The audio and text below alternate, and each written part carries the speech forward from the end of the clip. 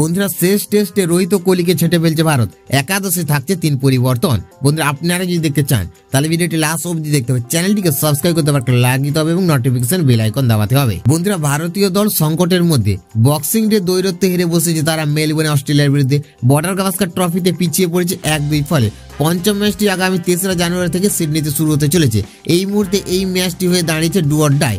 সিডনিতে হারলে বা ড্র করলে মুছে যাবে বিশ্ব টেস্ট চ্যাম্পিয়নশিপে ফাইনালে পা রাখার যাবতীয় সম্ভাবনা। বন্ধুরা রোহিত শর্মা ও বিরাট কোহলি দুজনেই একেবারে বর্ডার গাভাস্কার ট্রফিতে মুখ থুবড়ে পড়েছেন।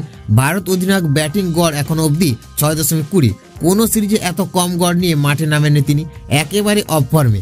জাসপ্রীত বুমরার হাতে নেতৃত্বভার তুলে দিয়ে সিডনি টেস্ট থেকে সরে যেতে পারেন। ব্যাটিং অর্ডারে তার বদলি হিসেবে দেখা যেতে পারে অভিমন্যু ঈশ্বরনকে। পার্থ টেস্টে অভিষেকের কথা ছিল তার, ওপেনিং স্লট হয়তো ফিরে পাবেন রাহুল, তিনে খেলতে হবে অভিমন্যুকে। বন্ধুরা সিডনিতে কোহলির খেলা বেশ অনিশ্চিত। পার্থে 100 রান ছাড়া আর সেভাবে কোনো উল্লেখযোগ্য রান পাননি তিনি, তাই টিম ম্যানেজমেন্টের ডু অর ডাই ম্যাচে তাকে বাইরে রাখার কঠিন সিদ্ধান্ত নিতে পারে। তার বদলি হিসেবে সারফরাজ খানকে খেলানো হতে পারে।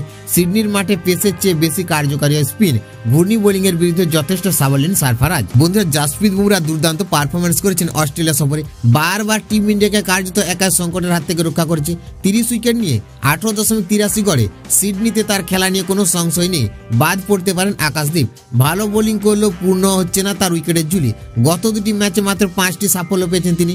পঞ্চম টেস্টে তাকে বাদ দেওয়ার সিদ্ধান্ত নিতে পারে টিম ইন্ডিয়া, বদলে সুযোগ দেওয়া হতে পারে প্রসিদ্ধ কৃষ্ণাকে। চলতি সিরিজে এখন অবধি একটিও ম্যাচ খেলেননি তিনি। বন্ধুরা শেষ ম্যাচে তিনি হয়ে উঠতে পারেন স্টাম্প কার্ড।